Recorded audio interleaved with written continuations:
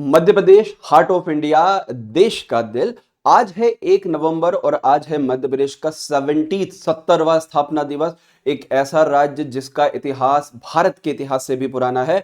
उसका इतिहास हिमालय के इतिहास से भी पुराना है। जब हिमालय का निर्माण भी नहीं हुआ था उस समय हमारी विंध्याचल और सतपुड़ा माउंटेन रेंज जो है वो सीना तान के खड़ी थी। या हम बात करें भीमबेटका की, जिनमें दुनिया की सबसे पुरानी केव पेंटिंग, सबसे पुरानी आपकी गुफा चित्रों में से आपको एक मिलता है। या समय हो हमारे महाजनपद काल का, जिस समय पे चंद्र प्रद्योत जैसा हमारे यहाँ लीडर जो अवंती महाजनपद को बिलोंग करता था, उसने मगध साम्राज्य के बिंबिसार जैसे जो राजा हैं उनकी नाक में दम कर रखा था और मध्य प्रदेश से लेके तो सिंधु सोवियर और सिंध के रीजन तक अपनी विजय पताका फहरा चुके थे। या बात हो अशोक के काल की, वो अशोक जिनको ज्ञान मिला मध्य प्रदेश में, उनके बच्चों को ज्ञान मिला मध्य प्रदेश में, और जिनकी शादी भी मध्य प्रदेश के क्षेत्र में ही विदिशा के क्षेत्र में हुई। और जब उनको बौद्ध धर्म का ज्ञान मिला है ना, बाद में बौद्ध धर्म का जब ज्ञान मिला, तो बौद्ध धर्म के ज्ञान मिलने के बाद उन्होंने मध्य प्रदेश में तकरीबन तकरीबन 2500 स्तूपों का निर्माण किया, जिसमें सांची स्तूप दुनिया के सबसे महत्वपूर्ण स्तूपों में से एक है। उसके आगे हम लोग चलें तो जब प्रद्योतों के ऊपर, या आप बोल सकते हैं कि इनके ऊपर जब जीत की बात आपको आई, आगे जाके प्रद्योत के बाद, उसके बाद हम अगर मौर्य काल की बात करें, तो उसके बाद जब गुप्त काल आया तो गुप्त काल में सबसे जो प्रतापी सम्राट थे, प्रतापी राजा थे, समुद्रगुप्त ने हमारे मध्य प्रदेश के सागर में लंबा समय बिताया और यहीं से उन्होंने जितने अपने वॉर कैंपेन्स है उन वॉर कैंपेन्स को लॉन्च किया। या बात हो हर्षवर्धन की, जिन्होंने नर्मदा नदी के किनारे ही पुलकेशिन सेकंड नाम के एक चालुक्य राजा के साथ वॉर आपको लड़ा था और मध्य प्रदेश के क्षेत्र में कई सारा विकास किया था। थोड़ा और आगे हम लोग मध्य प्रदेश के इतिहास में बढ़ते हैं तो मध्य प्रदेश के अंदर ही आगे जाके जब राजपूत काल आया तो कई सारे छोटे राजपूत वंशों का विकास हुआ। चाहे वो धार के अंदर परमार वंश हो, चाहे वो बुंदेलखंड के रीजन में आपका चंदेल वंश हो, या दूसरे कलचुरी साम्राज्य हो, चालुक्य साम्राज्य हो, छोटे डायनेस्टीज और कुछ बड़े डायनेस्टीज जो है मध्य प्रदेश के क्षेत्र में विकसित हुए। उसके बाद आता है सल्तनत काल, या बोल सकते हैं कि मुस्लिम इन्वेजन।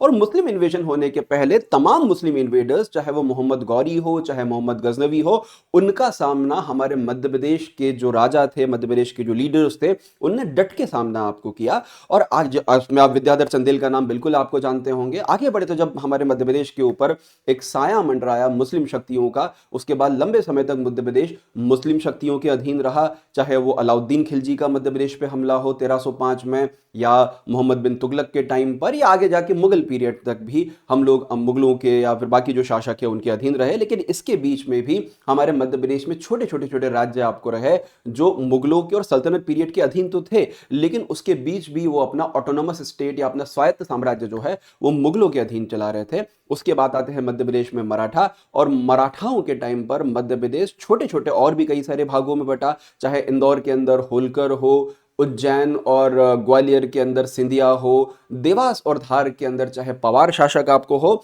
या सागर के क्षेत्र में आपके दूसरे मराठा सम्राट हो। तो मराठा सम्राटों के या मराठा राजाओं के अधीन, मराठा जो राज्य संघ थे, कन्फेडरेटरीज है, उनके अधीन मध्य प्रदेश कुछ समय तक रहा। और कई सारे नए लीडर्स आपको यहाँ पर आपको विकसित हुए, जिनमें मल्हार राव होलकर, रानी अहिल्याबाई होलकर, महजी पवार जैसे महत्वपूर्ण लीडर्स मध्य प्रदेश में रहे। और इस बीच में हम लोग मध्य प्रदेश के जो गौंड सम्राट हैं उन गौंड राजाओं को तो भूल ही नहीं सकते। एक ऐसा समय जब मध्य प्रदेश में चारों तरफ से मुस्लिम या फिर मुगल शासक का कंट्रोल हो रहा था, उस समय पे हमारे यहाँ पे राजा संग्राम शाह और उसके बाद उनकी पुत्र वधू, उनकी जो डॉटर इन लॉ थी रानी दुर्गावती डट के खड़ी हुई, जिन्होंने 1564 में अकबर का सामना किया। और अकबर के अलावा उन्होंने बाज बहादुर जैसे निर्दयी व्यक्ति जिन्होंने उनके ऊपर हमला किया था, उनका भी पूरा सामना आपको किया। खैर वो युद्ध नहीं जीत पाई, बट महिलाओं का योगदान तो मध्य प्रदेश में हमेशा आपको रहा है। या हम लोग बात करें 1857 के रिवॉल्ट की, जहां पर मध्य प्रदेश के लगभग पूरे क्षेत्र में, पूरे मध्य प्रदेश में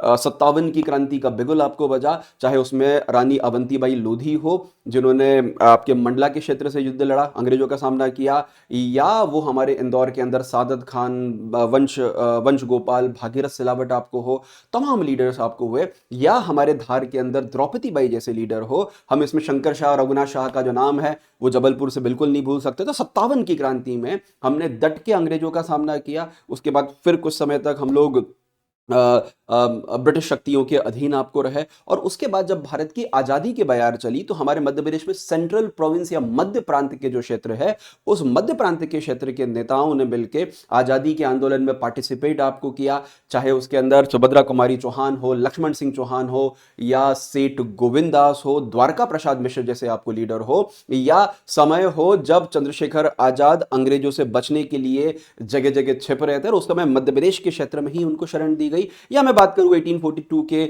बुंदेला रिवॉल्ट की, जिसने 1857 के रिवॉल्ट के प्रिकर्सर के रूप में आपको काम किया। खैर, हम लोग आजाद हुए और आजाद होने के बाद हमारे पूरे भारत में, पूरे मध्य प्रदेश में अगर हम लोग देखेंगे तो one of the initial state थे जिन्होंने भारत राज्य के साथ में, या भारत जो संघ था, उस भारत संघ के साथ में मिलना आपको तय किया। और फिर उस समय मध्य प्रदेश 4 अलग अलग भागों में आजादी के बाद डिवाइड हुआ। हमारे मध्य प्रदेश की ईस्ट में, जहां पर अभी छत्तीसगढ़ और जबलपुर वाला क्षेत्र है, वहां पर बनता है आपका पुराना मध्य प्रदेश या अर्ट्सवाइल मध्य प्रदेश, पुराना मध्य प्रदेश।